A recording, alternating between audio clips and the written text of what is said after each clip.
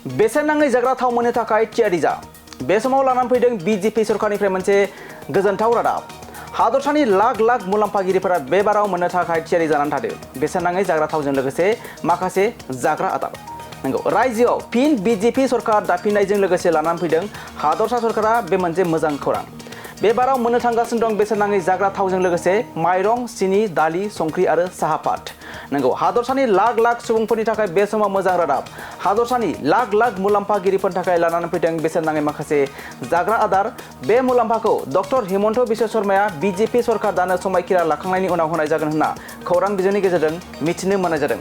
नंगौ, आसाम बिधान सभा बिसायख'थिनि उनाव बे बारावबो फिन हादरसायाव बिजेपि सरकारा लानानै फैदों मोनसे गोजोनथाव खौरां आरो हादरसानि लाख लाख मुलाम्फागिरिफोरनि थाखाय बे मोनसे मोजां रादाब। हादरसायाव मोननो थांगासिनो दं बेसेन नाङै 1 लिटार जाग्रा थावजों लोगोसे माइरं, सिनि, दालि, संख्रि आरो साहा पात। बे बाराव मोननो थांगासिनो दं बेसेन नाङै जाग्रा थावजों लोगोसे माइरं, सिनि, दालि, संख्रि आरो साहा पात। नंगौ, हादरसानि लाख लाख सुबुंफोरनि थाखाय बे समाव मोजां रादाब।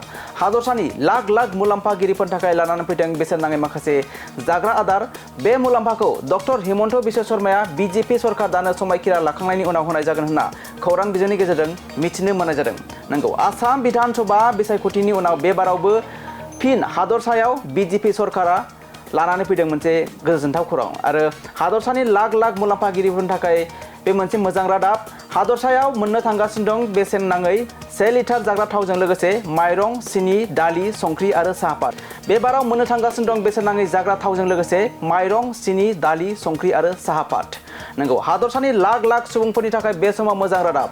हादरसानि लाख लाख मुलाम्फागिरिफोरनि थाखाय लानानै फैदों बेसेन नाङै माखासे जाग्रा आदार। बे मुलाम्फाखौ डक्टर हिमन्त बिश्व शर्माया बिजेपि सरकार दानो समायखिरा लाखांनायनि उनाव होनाय जागोन होनना खौरां बिजोंनि गेजेरजों मिथिनो मोननाय जादों।